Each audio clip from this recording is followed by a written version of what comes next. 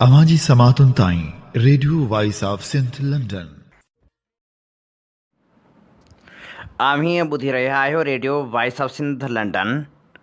अवांजी ख़िदमत में प्रोग्राम पेश कजे थो ख़बरुनि जी दुनिया। 22 जुलाई 2026 अरबा जे ॾींहुं प्रोग्राम ख़बरुनि जी दुनिया साण करे आऊं अवांजी ख़िदमत में हाज़िर अवांजो पंहिंजो मेज़बान हबीब लगारी। सभ खां पहिरियां पेश करियूं था ख़ासि ख़बरूं। नामियारे सहाफ़ी सुहेल सांगी जो पुटु ऐं रियाज़ सुहेल जो भाउ गुम। वर्ल्ड सिंधी कांग्रेस ऐं ॿियनि तंज़ीमनि पारां मज़मत। हुकूमत खां बाहिफ़ाज़त वापसी लाइ क़दम खणण जो मुतालबो। बबरलो में प्रिया कुमारी ऐं ॿियनि ॿारनि जी बाज़ियाबी लाइ एहतिजाज जो सिलसिलो जारी। अॼु खां क़ौमी शाहरा बंदि करण जो ऐलान। STP जा अफ़गान पनाहगीरनि जी नेकारी लाइ मुख़्तलिफ़ शहरनि में मुज़ाहिरा। सिंध मां पाणी खोट ख़तमु न थी, आबादगार सरापा एहतिजाज बणियल। क़ौमी अवामी तहरीक जी सिंध लाइ जागरता मुहिम जारी। पाकिस्तान में पेट्रोल पंप मालिकनि पारां अणिअलियल मुदे ताईं पेट्रोल पंप बंदि रखण जो ऐलान। सांगड़ में शहीद इस्माइल ख़ासखेली जी वरसी तक़रीब मुनक़िद। 2 साल गुज़रण बावजूदि मुख्य कातिल गिरफ़्तार न थियण ते ॻणती ज़ाहिर। एहतिजाजी तहरीक जो चिताओ। हाणे पेश करियूं था तफ़सीली ख़बरूं। सीनियर सहाफ़ी सुहेल सांगी जो फ़र्ज़ंद ऐं सीनियर सहाफ़ी रियाज़ सुहेल जो निढो भाउ फ़याज़ अहमद लापता थी वियो। फ़याज़ अहमद जंझी सूमर जी शाम लॻभॻि 6 वॻे कराची जी आयशा मंज़िल में क़ाइमु ऑफ़िस मां अल्टो कार में निकितो, जंहिं खां पोइ संदसि राबितो कटिजी वियो, जंहिं बाद संदसि को बि ॾस पतो पइजी नाहे सघियो। सुहेल सांगी जी फ़र्ज़ंद फ़याज़ अहमद जी गुमशुदगी बाबति IG सिंध लाॻापियल DIG ऐं SSP सां राबितो कयो वियो, जॾहिं त वाक़िए बाबति लिखत में शिकायत पिणु दाख़िल कराई वई। वारसनि अवाम खे अपील कई त जेकॾहिं कंहिंखे फ़याज़ अहमद बाबति का बि ॼाण हुजे त फ़ौरी तौर ते वेझी पुलिस स्टेशन या संस घरभातियुनि सां राबितो करे। सियासी समाजी तंज़ीमनि पारां पिणु फ़याज़ जी जबरी गुमशुदगी ते ॻणती ज़ाहिर कई वई। फ़याज़ अहमद जे वालिद सीनियर सहाफ़ी सुहेल सांगी जो चवणु हो त असांजी कंहिं सां बि दुश्मनी नाहे, पुट जी वापसी लाइ क़दम खंया वञनि।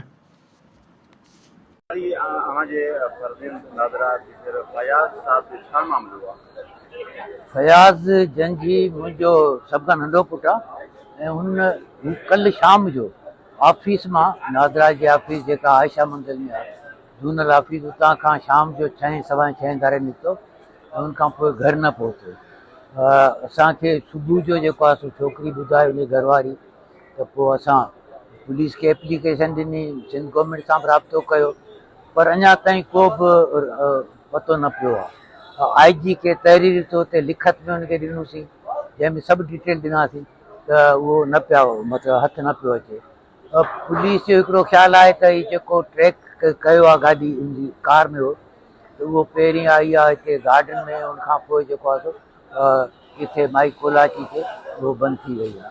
त सिंध गवर्नमेंट जी इहा ज़िमेदारी आहे त भई घटि में घटि इहो त ॿुधाइनि भई हिकिड़ो माण्हू आहे, शहरी आहे तव्हांजो, उहो गुम आहे त उहो किथे आहे ऐं कंहिं खंयो आहे, छो खंयो आहे, इहो हिकिड़ो वॾो सुवालु आहे। असीं त सभु सहाफ़ी फैमिली, लिखण पढ़ण वारी फैमिली, जंहिंजी न कंहिं सां दुश्मनी आहे न को छा आहे, भई छाजे लाइ खंयो था, त इहो हिकिड़ो सवालिया निशान। हा, कार हुनजी पंहिंजी आहे, उहो हुन में ट्रेकर आहे, त हुनजो उहिदो जेको आहे सो असिस्टेंट डिप्टी डायरेक्टर आहे।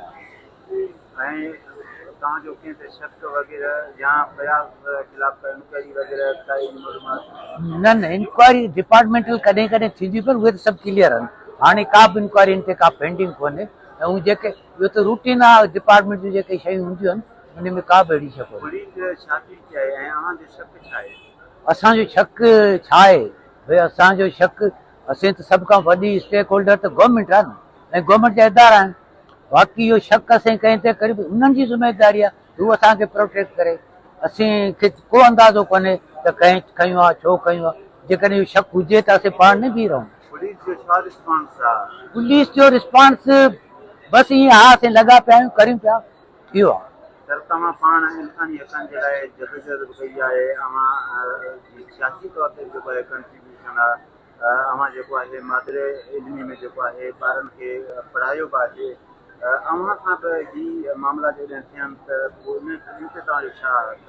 ज़ाहिर आहे त ही पाकिस्तान में जहिड़े नमूने सां शयूं हलनि पियूं उन में त इहो ई आहे त को बि माण्हू जेको आहे सो इख़्तिलाफ़ न राय न रखे, पंहिंजे लेखे न जीए, कंहिं न कंहिं जो मोहताज थिए, कंहिं न कंहिं जी हाज़िरी भरे, इहे सभु आहे, इहो सिलसिलो आहे।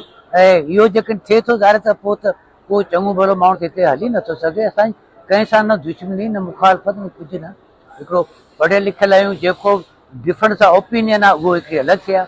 बाक़ी असां जेके बि हुकूमत आहे उन सां चङा कम थींदा आहिनि त असीं साराईंदा बि आहियूं। सिंध हुकूमत जे लाइ अव्हांजो पैगाम छा आहे? मुतालबो छा आहे? पैगाम बि छा आहे? मुंहिंजो पैगाम इहो आहे त भई मुंहिंजो छोकिरो तव्हां हथु करे ॾियो। जेकॾहिं तव्हां खां वॾी ॻाल्हि आहे त पोइ उहो ॿुधायो, घटि में घटि इहो त ॿुधायो त कंहिं वटि आहे छाजे करे आहे, छो ॿधो आहे। वर्ल्ड सिंधी कांग्रेस पारां human rights commission of Pakistan जे मेंबर नामियारे साफ़ी सुहेल सांगी जे पुट ऐं साफ़ी रियाज़ सुहेल जे भाउ फ्याज़ जी गुमशुदगी ते सख़्त ॻणती जो इज़हार कयो वियो आहे। जारी कयल बयान में वर्ल्ड सिंधी कांग्रेस चयो आहे त फ्याज़ 20 जुलाई खां लापता आहे। तनज़ीम पारां मुतालबो कयो वियो त जेकॾहिं हू कंहिं इदारे जे तहवील में आहे त खेसि बिना कंहिं शर्त जे फौरी तौरु आज़ादु कयो वञे। वर्ल्ड सिंधी कांग्रेस पंहिंजे बयान में चयो त फ्याज़ जे वारसनि, दोस्तनि ऐं साथियुनि सां मुक़बिल यकजहती जो इज़हार करियूं था। पाकिस्तान समेत आलमी इंसानी हक़नि जे तनज़ीमनि, गॾियल क़ौमनि ऐं आलमी बिरादरी खे अपील करियूं था त फ्याज़ जी महफ़ूज़ बाज़ियाबी ऐं इंसाफ़ जी फ़राहमी लाइ क़दम खंया वञनि। वुमेन एक्शन फोरम इंसानी हक़नि जे जाखोड़ी अॻुवाण नामियारे लेखक सुहेल सांगीअ जे पुटु साफ़ी रियाज़ सुहेल जे भाउ नादरा जे मुलाज़िम फ्याज़ सांगीअ जी गुमशुदगी वारे वाक़े ते सख़्त ॻणती जो इज़हार कयो आहे। वुमेन एक्शन फोरम पंहिंजे जारी कयल बयान में चयो आहे त फ्याज़ जी गुमशुदगी सिर्फ़ु हिकु फ़र्द या ख़ानदान जो मसइलो न पर क़ानून जी हुक्मरानी, शहरियुनि जे तहफ़ुज़ ऐं इंसानी हक़नि सां लाॻापियल हिकु इंतिहाई संजीदा मामिलो आहे। कंहिं बि शहरी खे बिना कंहिं क़ानूनी जवाज़ जे गुम करणु आइन, क़ानून ऐं बुनियादी इंसानी हक़नि जी खुलियल भंजकड़ी आहे। फोरम सिंध हुकूमत, वफ़ाक़ी हुकूमत ऐं लाॻापियल क़ानून लागू कंदड़ इदारनि खां मुतालबो करे थो त फ्याज़ सांगी खे बिना देर ऐं बिना कंहिं नुक़सान जे बाहिफ़ाज़त बाज़ियाब करायो वञे। संदसि ख़ानदान खे वाक़े बाबति मुकमिल ऐं शफ़ाफ़ मालूमात फ़राहम कई वञे। हिन वाक़े में मुलविस ज़िम्मेवारनि खे क़ानून जे कटहरे में आंदो वञे। वुमेन एक्शन फोरम इन ॻाल्हि ते पिणु ॻणती ज़ाहिर करे थो त सिंध समेत मुल्क जे मुख़्तलिफ़ इलाइक़नि मां माण्हुनि जी अगवा ऐं गुमशुदगी जा वाक़िआ वधंदा पिया वञनि, जंहिं सबबि शहरियुनि में अदम तहफ़ुज़ जो अहसासु वधी रहियो आहे। शहरियुनि जे जान, माल ऐं आज़ादीअ जो तहफ़ुज़ रियासत जी आइनी ज़िम्मेवारी आहे, जंहिंखे हर सूरत में यकीनी बणाइणु ज़रूरी आहे। वुमेन एक्शन फोरम मुल्क जे समूरनि जमहूरी, इंसानी हक़नि ऐं सिविल सोसाइटी जे इदारनि खे अपील करे थो त हूअ फ्याज़ सांगी जी जल्द ऐं बाहिफ़ाज़त बाज़ियाबी लाइ गॾियल आवाज़ उथारियुनि ऐं क़ानून जी हुक्मरानी, आइन जी बालदस्ती ऐं इंसानी हक़नि जे तहफ़ुज़ लाइ पंहिंजो किरदारु अदा कनि। प्रिया कुमारी जी बाज़ियाबी लाइ बबरलो वटि एहतजाज जारी आहे। प्रिया एक्शन कमेटी जे सॾ ते मासूम ॿारनि जी बाज़ियाबी लाइ बबरलो बाईपास ते लॻल एहतजाजी धरणो काल्ह 26 ॾींहं बि जारी रहियो। धरणे में अॻुवाणनि ऐलान कयो त जेकॾहिं मुतालबा न मञिया विया त अॼु शाम 5 वॻे बबरलो क़ौमी शाहरा समेत सिंध जे 5 मुख़्तलिफ़ हंधनि ते एहतजाजी धरणा हणी रोड ब्लॉक कयो वेंदो। एहतजाजी कैंप खे ख़िताब कंदे सोणी पारस ऐं ॿियनि अॻुवाणनि चयो त पुलिस खे 3 ॾींहंनि जी मोहलत ॾिनी हुई, उहा ख़तमु थी चुकी आहे, पर पुलिस अञा ताईं का बि अॻु भराई नाहे कई।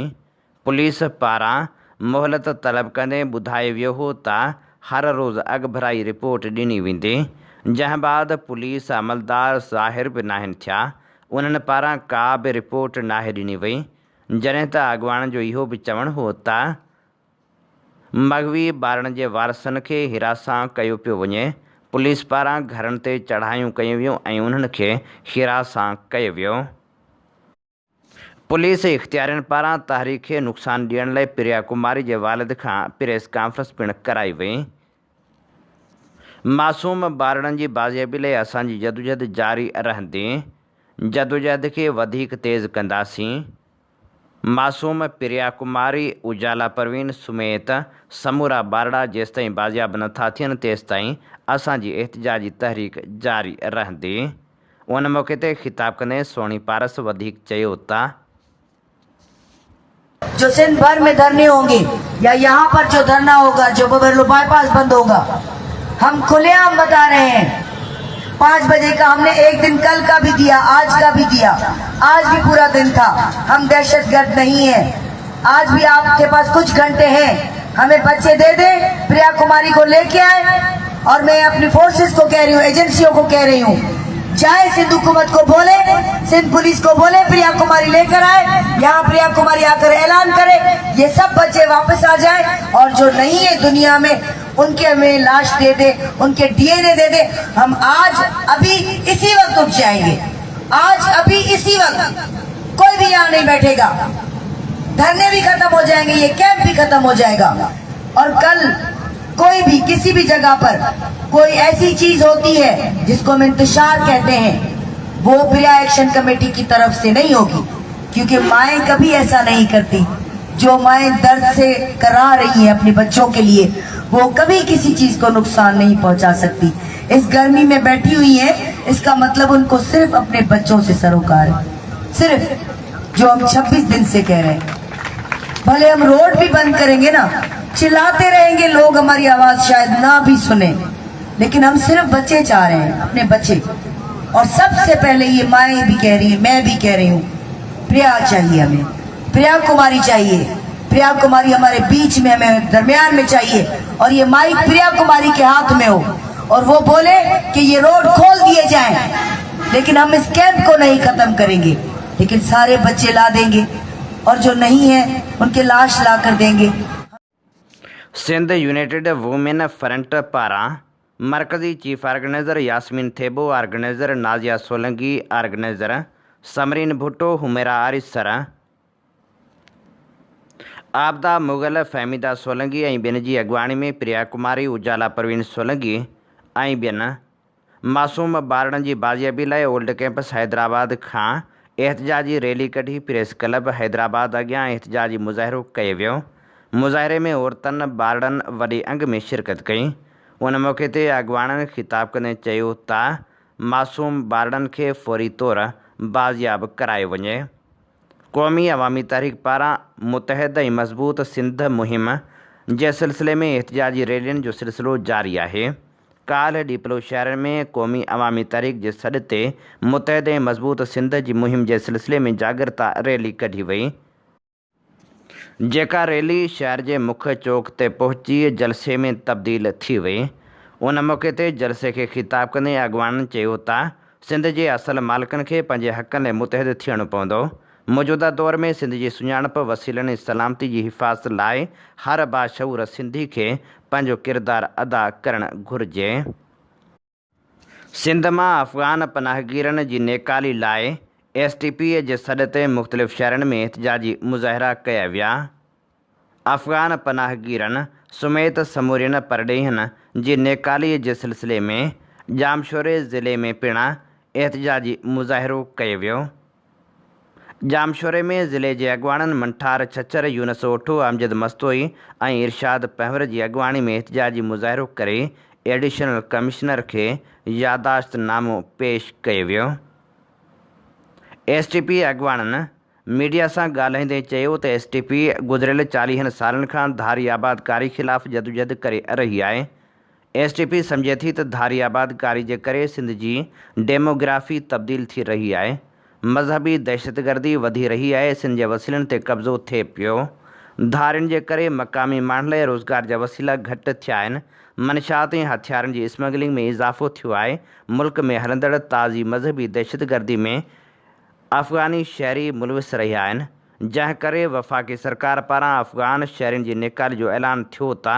मुल्क जे ॿिनि इलाइक़नि मां उन ऐलान ते अमल थियो, पर सिंध सरकार अफ़गाननि लाइ ढाल बणिजी बीठल आहे, छाकाणि त उहे PP जा सपोर्टर आहिनि। PP पंहिंजे इक़्तिदार खे तूल ॾियण लाइ समूरा सिंध दुश्मन कुधा कम कंदे शर्म बि महसूस नथी करे। क़बीलाई तकरारनि खां वींदे मनशात फ़रोशी में PP जी आला क़यादत ऐं उन जा चूंडियल नुमाइंदा मुलविस रहिया आहिनि। मटियारी में पिणु सिंध तरक़ी पसंद पार्टी पारां एहतिजाजी मुज़ाहिरो कयो वियो। STP जे मरकज़ी अॻवान जाम शौकत अबड़ो, ज़िले सदर कुर्बान, नायब सदर अब्दुल हकीम नुहपोटो, जनरल सेक्रेटरी शाहिद लगारी, हाजी मूसो, अब्दुल्लाह मलाह, आसिफ़ फ़रहत गाहटी, मल्हा रशीदी ऐं ॿियनि जी अॻवानी में एहतिजाज कयो वियो। टंडे अलहियार में पिणु एहतिजाजी कैंप क़ाइमु कई वई। DC आफ़ीस टंडो अलहियार अॻियां एहतिजाजी कैंप खे ख़िताब कंदे ज़िले जे नायब सदर मीर मोहम्मद पिताफ़ी, महबूब समो, मीर मोहम्मद हकड़ो, जाफ़र सिंधी, मुख़्तियार लगारी, साजन लगारी ऐं ॿियनि चयो त अफ़गान पनाहगीरनि खे फ़ौरी तौरु निकाली ॾिनी वञे। DC आफ़ीस हैदराबाद अॻियां पिणु STP पारां एहतिजाजी मुज़ाहिरो करे धारियुनि जी निकाली जो मुतालबो कयो वियो। उन मौक़े ते STP जे मरकज़ी अॻवान हैदर मल्लाह, जान मोहम्मद जुणेजो, इरफ़ान बिरोही, हसन जुणेजो ऐं ॿियनि चयो त धारियुनि जे करे मक़ामी माण्हुनि लाइ रोज़गार जा वसीला घटिजी रहिया आहिनि। सिंध सरकार ख़सीस मुफ़ादनि ख़ातिर सिंध जो क़ौमी तशख़ुस दाव ते लॻाए छॾियो आहे, पर हाणे सिंधी क़ौम सुजाॻ थी चुकी आहे। उहा हिननि सिंध जे हुक्मरान जी समूरी फुरलुट खे नाकाम बणाईंदी। उन मौक़े ते DC हैदराबाद खे हिकु यादाश्तनामो पिणु पेश कयो वियो, जंहिं में धारी आबादकारी मनशात ख़िलाफ़ पुरअसर कार्रवाई लाइ चयो वियो। उन मौक़े ते लालचंद ओड, कादर नूनारी, गुलज़ार लाशारी, बाबू शीदी, मुराद अबड़ो, अब्दुर्रहमान बिरोही, ताबूत सोलंगी, हाजी तबरेज़ छलगरी ऐं ॿिया पिणु मौजूदु हुआ। सिंध मां पाणी जी खोट ख़तमु नाहे थी, जॾहिं त सिंधवासी पाणी जी खोट ख़िलाफ़ सरापा एहतिजाज बणियल आहिनि। सिंध जे मुख़्तलिफ़ शहरनि में एहतिजाजी मुज़ाहिरा कया पिया वञनि। ख़ैरपुर में आबादगारनि पारां ज़रई पाणी जी खोट ख़िलाफ़ एहतिजाजी मुज़ाहिरो कयो वियो। ख़ैरपुर भरिसां देह लांघा जे आबादगारनि ज़रई पाणी जी खोट ख़िलाफ़ इम्तियाज़ अली चांडियो, अब्दुल गफ़ार, दीन मोहम्मद, इनायतुल्लाह अहमद अली चांडियो ऐं ॿियनि जी अॻवानी में एहतिजाजी मुज़ाहिरो कयो। उन मौक़े ते हुननि चयो त आपाशी खाते पारां शेयर लिस्ट मूजिबि पाणी फ़राहम नथो कयो वञे, जंहिं सबबि सवें एकड़ ज़रई ज़मीन ग़ैर आबाद थियणु लॻी आहे। हुननि मुतालबो कयो त फ़ौरी तौर ते पाणी फ़राहम करे परेशानियुनि खां बचायो वञे। ठुल में पिणु ज़रई पाणी जी खोट ख़िलाफ़ आबादगारनि रहबर चौक ते एहतिजाजी मुज़ाहिरो करे धरणो हंयो। उन मौक़े ते आबादगारनि जो चवणु हो त ज़रई पाणी जी खोट जे करे ज़मीन बंजर बणिजे पई, शाख में पाणी छॾे बेचैनी ख़तमु कई वञे। मलीर में पिणु ॻोठ टंडो खोसो ऐं मुराद खोसो जे रहवासियुनि पाणी जी बंदिश ख़िलाफ़ UC घग्घर आफ़ीस जो घेराव करे एहतिजाजी मुज़ाहिरो कयो। ॻोठाणनि जो चवणु हो त केतिरनि ई महीननि खां असांजे ॻोठ में पीअण जे पाणी जी खोट आहे। शिकायतनि बावजूदि इंतिज़ामिया दांह ॿुधण लाइ तयारु नाहे, न वरी मसइलो हल कयो वञे थो। हुननि चिताव ॾिनो त हिकु ॾींहुं अंदरि पाणी फ़राहमी शुरू न कई वई त UC आफ़ीस ॿाहिरां एहतिजाजी धरणो हंयो वेंदो। लाड़काणे में खोसा बिरादरी जे माण्हुनि तरफ़ां कोटड़ी मां मुबैना तौरु अगवा थी वियल मासूम नियाणी जी बाज़ेबी लाइ प्रेस क्लब अॻियां एहतिजाजी मुज़ाहिरो कयो। हथनि में प्ले कार्ड खणी सख़्तु नारेबाज़ी पिणु कई वई। उन मौक़े ते एहतिजाजी अॻवानी कंदड़ मोहम्मद ख़ान खोसो, मुख़्तियार खोसो, ज़ुल्फ़कार खोसो, राजा खोसो ऐं ॿियनि चयो त 17 मई ते कोटड़ी शहर मां चइनि वरनि जी मासूम नियाणी सोनिया खोसो खे अगवा करण बैदि गुम कयो वियो आहे, जंहिं जे करे नियाणी जा घर भाती सख़्तु परेशान आहिनि। गुज़िरियल केतिरनि ई ॾींहंनि खां मासूम नियाणी जी बाज़ियाबी लाइ एहतिजाजी मुज़ाहिरा थी रहिया आहिनि, पर हुकूमत अञा ताईं को बि क़दम खणण लाइ तयारु नाहे। हुननि मुतालबो कयो त फौरी तौर ते नियाणी जी बाज़ियाबी लाइ क़दम खंया वञनि। इस्लाम कोट भरिसां बासरनि ॻोठाणनि खे खूह मां पाणी भरण खां रोके छॾियो। ॻोठाणनि जो एहतिजाजी मुज़ाहिरो। इस्लाम कोट जे ॻोठ मोल्हो भील जे रहवासियुनि भील बिरादरी जे माण्हुनि, औरतुनि ऐं मर्दनि ख़मीसो, होतू, नरसिंग ऐं ॿियनि जी अॻुवाणी में प्रेस क्लब अॻियां एहतिजाजी मुज़ाहिरो कयो। उन मौक़े ते हुननि दाहींदे चयो त इलाइक़े जे बासर वॾेरे खूह तां पीअण जे पाणी खां रोके छॾियो आहे। खूह ते पाणी भरण वञूं था त जहिड़ो कयो वञे थो। हुननि चयो त खूह असांजे वॾनि जी गॾियल मिल्कियत आहे, जंहिं ते बराबरि जो हक़ आहे, पर मुख़ालिफ़ खूह जी मालिकी करे असांखे पाणी भरण नथा ॾियनि। मजबूरन 3 किलोमीटर पंधु करे ॻोठ आॾी जो तड़ मां पाणी भरे अचूं था। मुख़ालिफ़नि खे बासरनि जी आशीर्वाद हासिलु आहे, जंहिंजे करे इंतिज़ामिया बि कुझु नथी करे। असां रेवेन्यू अमलदारनि ऐं पुलिस खे लिखत में दरख़्वास्त ॾिनी, पर आफ़ीसर सिर्फ़ु चकर लॻाए मोटी विया। जंहिं बाद मुख़ालिफ़ धुर वेतर वधीक तंग करणु शुरू कयो आहे। हुननि मुतालबो कयो त बासर ख़िलाफ़ कार्रवाई कई वञे ऐं असांखे पाणी ॾियारियो वञे। सेखाट बुनियादी सिहत मर्कज़ में डॉक्टरनि ऐं तिबी सहूलियतुनि जी खोड़ जे करे मरीज़ दरबदर आहिनि। ज़िले मटियारीअ जी यूनियन काउंसिल सेखाट में क़ाइमु बेसिक हेल्थ यूनिट बुनियादी सहूलियतुनि खां महरूम आहे। 24 कलाक फ़ाल बुनियादी सिहत मर्कज़ रिकॉर्ड में 24 कलाक फ़ाल हुजण बावजूदि अमले दवाउनि ऐं बुनियादी सहूलियतुनि जी शदीद खोड़ जे करे बेलाभ बणिजी रहियो आहे। रोज़ानो हज़ारे मरीज़ सेखाट समेत भरपास जे केतिरनि ई ॻोठनि मां इलाज ऐं दवाउनि लाइ अचनि था। सॼी इस्पताल में हिकु मर्द डॉक्टर ऐं हिकु औरत डॉक्टर हुजण सबबि मरीज़नि खे डिघे इंतज़ार ऐं बेतरतीब रश ऐं ॿियनि तकलीफ़ुनि खे मुंहुं ॾियणो पवे थो।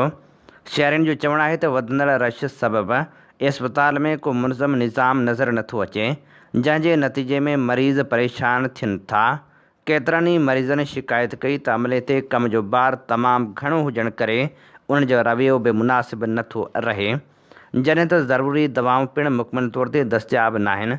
इलाइक़े वासियुनि जो चवणु आहे त हुकूमत तरफ़ां PPHI खे वधीक बेसिक हेल्थ यूनिट ॾिना पिया वञनि, पर जेकॾहिं अॻु में हलंदड़ सिहत मर्कज़नि जी हालत बहितर न कई वई त नवनि मर्कज़नि मां बि अवाम खे घुर्बल फ़ाइदो हासिलु थी न सघंदो। कंबर में मोबाइल शॉप एसोसिएशन जे सॾ ते सड़ियल ट्रांसफार्मर तब्दील न करण तां सेबको इंतिज़ामिया ख़िलाफ़ एहतिजाजी मुज़ाहिरो करे धरणो हंयो वियो। एहतिजाज दौरान मुज़ाहिरीन टायर साड़े रोड ब्लॉक करे छॾियो। उन मौक़े ते मंसूर अहमद, सलाम अंसारी, इसाक नाइच ऐं ॿियनि साफ़ियुनि सां ॻाल्हाईंदे चयो त लॻभॻि 15 ॾींहं अॻु कंबर जी गिरड स्टेशन तां बिजली जे शार्ट सर्किट सबबि शोधा चौक भरिसां मौजूदु मोबाइल फ़ोन ऐं मोटरसाइकिल ऑटो पार्ट्स समेत केतिरनि ई दुकाननि में बाहि लॻी, जंहिंजे नतीजे में वापारियुनि खे माली नुक़सानु पहुतो। हुननि वधीक चयो त वाक़े खां पोइ सेबको अमलदार मुतासिर इलाइक़े जो ट्रांसफार्मर मरमत लाइ लाहे खणी विया। 15 ॾींहं गुज़रण बावजूदि अञा ताईं ट्रांसफार्मर वापसि नाहे आयो, जंहिं सबबि इलाइक़े जा अध खां वधीक बिजली ते हलंदड़ कारोबार मुकमिल तौर ते मुतासिर आहिनि। हुननि चयो त बिजली न हुजण करे मोबाइल शॉप, ऑटो पार्ट, कंप्यूटरनि ऐं ॿियनि बरक़ी सामान सां लाॻापियल कारोबार खे नुक़सानु पहुची रहियो आहे। हुननि मुतालबो कयो त सड़ियल ट्रांसफार्मर फौरी तौर ते लॻायो वञे। सांगड़ में AC जे रिमोट वारे मामले तां दुकानदार हथां शहीद थियल फ़क़ीर मोहम्मद इस्माइल ख़ासखेली जी ॿी वरसी मल्हाई वई। फ़क़ीर मोहम्मद इस्माइल ख़ासखेली जी शहादत खे 2 साल गुज़रण बावजूदि मुख्य जवाबदार अञा ताईं गिरफ़्तार थी नाहे सघियो। वरसी तक़रीब दौरान अॻवाननि पारां जवाबदार इक़बाल जी गिरफ़्तारी जो मुतालबो कयो वियो। वरसी तक़रीब खे ख़िताब कंदे हाजी नाज़र हुसैन निज़ामाणी सांगड़ डेमोक्रेटिक अलायंस जे सदर जबार जूणे जे एडवोकेट अहसन सनी निज़ामाणी, इंसानी हक़नि जे अब्दुल गफ़ार निज़ामाणी, स्पेन में आयल नौजवान साफ़ी इमरान हसन लांडर, पैरा मेडिकल अगवान कामरेड फ़ायज़ा ख़ान, ग़ुलाम नबी ख़ासखेली, फ़ारूक ख़ासखेली, इमरान ख़ासखेली ऐं ॿियनि चयो त क़तल केस जे मुख्य जवाबदार रूपोश इक़बाल भट्टी खे जल्द गिरफ़्तार करे क़ानून जे कटहरे में आंदो वञे जीअं शहीद जे वारसनि खे इंसाफ़ मिली सघे। जेकॾहिं क़ातिल गिरफ़्तार न थियो त लाहे अमल जोड़े एहतिजाज जी तहरीक हलाई वेंदी।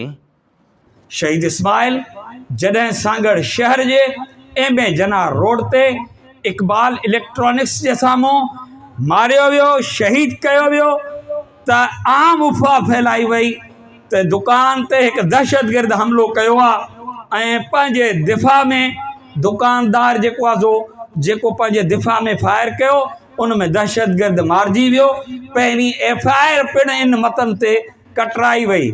उहा धुर पैसे में ॾाढी हुई, शहर में हिकिड़ो तासुर पैदा कयो वियो ऐं जेकॾहिं इहा शइ साबित थी वञे हा, फॿी वञे हा, कॾहिं कूड़ एतिरो ॻाल्हायो वेंदो आहे जो सच नज़र अचे।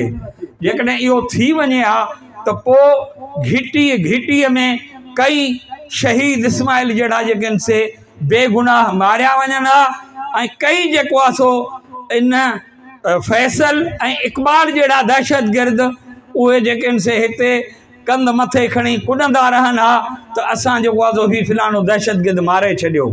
असांजे लाइ हुर जमात जे लाइ आम तासुर आहे त बाबा हुर जमात वारा इहे ॾाढा आहिनि, ज़्यादती कंदड़ आहिनि, वेड़ कंदड़ आहिनि, दहशतगर्द आहिनि ऐं उहो लक़ब ॾिनो थो वञे जेको लक़ब अंग्रेज़ जेको आहे सो विरसे में सिंध जे माण्हुनि ऐं पाकिस्तान जे माण्हुनि लाइ छॾे वियो।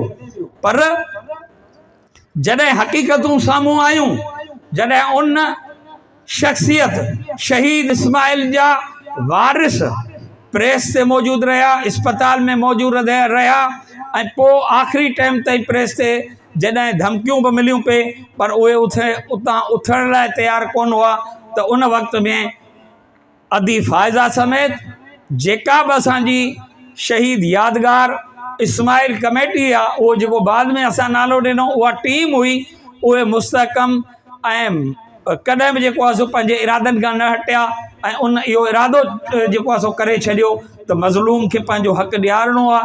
उहो उते मुस्तहकम थी बीठा।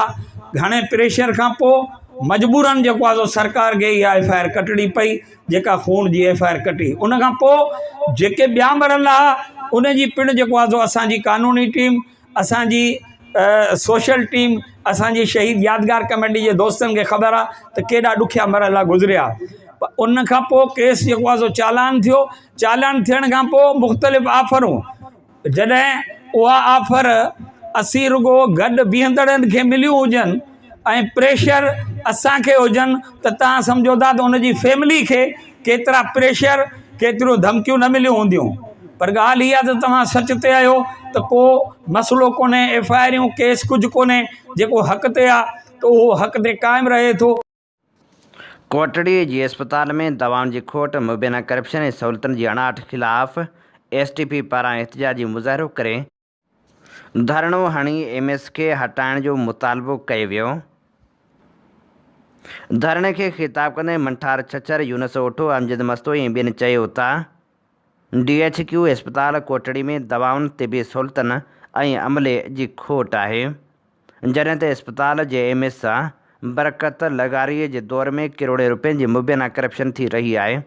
हुननि मुतालबो कयो त अस्पताल में थियल मुबैना करप्शन जी आला सतही जांच कराई वञे ऐं MS खे उहिदे तां हटाए शफ़ाफ़ जांच कराई वञे। अॻवान चयो त अस्पताल में ग़रीब मरीज़नि खे सख़्तु मुश्किलातुनि खे मुंहुं ॾियणो पवे थो। एक्सरे ऐं अल्ट्रासाउंड समेत केतिरनि ई बुनियादी सहूलियतुनि जी खोट आहे, जॾहिं त डॉक्टर सरकारी दवाउनि बदिरां मरीज़नि खे ॿाहिरिनि मेडिकल स्टोरनि तां दवाऊं ख़रीद करण लाइ पर्चियूं लिखी ॾेई रहिया आहिनि, जंहिंजे करे ग़रीब आवाम वधीक परेशान थी रहियो आहे। हुननि वधीक चयो त एॾे वॾी ज़िले अस्पताल में एम्बुलेंस जी बि खोट आहे, जंहिं करे फ़ौतियुनि जा मड़ बि रक्षाउनि में खणणा पवनि था। हुननि मुतालबो कयो त ज़िम्मेवारनि ख़िलाफ़ कार्रवाई कई वञे। जेकॾहिं मुतालबा तस्लीम न कया विया त ईंदड़ मरहले में DG हेल्थ ऑफिस आॾो धरणो हंयो वेंदो जेको मुतालबनि जी मंजता ताईं जारी रहंदो। दरगाह हज़रत शाह अब्दुल लतीफ़ भिटाई ते ज़ियारत लाइ आयल नौजवान नारी ॿारड़ी सुमेत पुरस्कार तौरु लापता थी वई, जॾहिं त नारी जे मुड़ुस पारां ॿिनि नामालूम औरतुनि मथां ज़ाल खे वर्ग लाइ वठी वञण जो शक ज़ाहिर कयो वियो आहे। नवां जतोई जे रवासी शाहनवाज़ ख़ासखेली प्रेस क्लब पहुची एहतजाज कंदे ॿुधायो त दरगाह ते घर वारनि सां गॾु हाज़िरी लाइ आयल हुअसि। ॿिनि नकाबपोश नामालूम औरतुनि मुंहिंजी ज़ाल 28 सालनि जी सुमेरा ख़ासखेली मासूम न्याणी अलीना खे चांहि पीआरे नशो ॾेई दरगाह खां ॿाहिरि वठी विया आहिनि। तमामु घणी ॻोल्हा कई आहे, पुलिस वटि रिपोर्ट बि दाख़िल कराई आहे, पर अञा ताईं को बि ॾस पतो नाहे पियो। परेशान आहियां, ज़ाल खे अगवा कयो वियो आहे, मुलविस जवाबदारनि ख़िलाफ़ क़ानूनी कार्रवाई करे ॻोल्हा में मदद कई वञे। पाकिस्तान में रोज़ानी जे बुनियाद ते पेट्रोल जा अघ मुक़ररु करण वारे हुकूमती फ़ैसिले खां पोइ सॼे मुल्क में पेट्रोल पंप मालिकनि पारां अणॼातल मुदे ताईं पेट्रोल पंप बंदि रखण जो ऐलान कयो वियो आहे। All Pakistan petrol pump owners association हुकूमत सां ॻाल्हियूं कयूं, जेके नाकाम थियण बैदि सॼे मुल्क में अणॼातल मुदे ताईं हड़ताल जो ऐलान कयो वियो। एसोसिएशन पारां जारी कयल बयान में चयो वियो आहे त वफ़ाक़ी वज़ीर अली परवेज़ मलिक सां पेट्रोल पंप मालिकनि जे मार्जन में वाध ऐं पेट्रोलियम शयुनि जे रोज़ानी बुनियाद ते क़ीमतूं मुक़ररु करण वारी पॉलिसी बाबति ॻाल्हियूं कंहिं बि नतीजे ते न पहुची सघियूं। इन मामले ते गुज़िरियल केतिरनि ई हफ़्तनि खां सलाह मशवरा जारी हुआ ऐं एहतजाज जूं तयारियूं पिणु हलंदड़ हुयूं। तनज़ीम मूजिबि 22-23 जुलाई जे विच वारी राति 12 वॻे खां मुल्क जा सभई पेट्रोल पंप अणॼातल मुदे लाइ बंदि कया वेंदा। एसोसिएशन जो चवणु आहे त हड़ताल उन वक़्त ताईं जारी रहंदी जेसिताईं हुकूमत मुतालबनि बाबति मुस्बत ऐं क़बूल जोॻो फ़ैसिलो नथी करे। एसोसिएशन जे चेयरमैन चयो त मुतालबनि में डीलरनि जी कमीशन में वाध ऐं पेट्रोलियम शयुनि जूं क़ीमतूं माहिवार बुनियादनि ते मुक़ररु करणु शामिल आहे। हुन चयो त डीलर हिन वक़्तु सख़्तु माली मुश्किलातुनि खे मुंडी रहिया आहिनि। हुकूमत पेट्रोलियम शयुनि जूं क़ीमतूं रोज़ानी बुनियाद ते तब्दील करण वारी पॉलिसी बाबति पेट्रोल पंप मालिकनि सां का बि मुशावरत नाहे कई। वाज़ह रहे त गुज़िरियल हफ़्ते वफ़ाक़ी वज़ीर पेट्रोलियम अली परवेज़ मलिक ऐलान कयो हो त oil and gas regulatory authority OGRA हाणे हर 7 ॾींहंनि बदिरां रोज़ानी बुनियाद ते पेट्रोलियम शयुनि जूं क़ीमतूं मुक़ररु कंदी। संदसि चवण मूजिबि ओगरा रोज़ानो नयूं क़ीमतूं पंहिंजी वेबसाइट ते जारी कंदी ऐं आलमी मार्केट मूजिबि क़ीमतनि में थींदड़ वाध या घटिताई जो असरु फ़ौरी तौर ते सार्फ़िन ताईं मुंतक़िल कयो वेंदो। हुकूमत जे अहिड़े फ़ैसिले ते ट्रांसपोर्टरनि तोड़े अवाम पारां पिणु ॻणती ज़ाहिर कई वई हुई ऐं मुतालबो कयो वियो हो त इन पॉलिसी खे फ़ौरी तौर ते ख़तमु कयो वञे।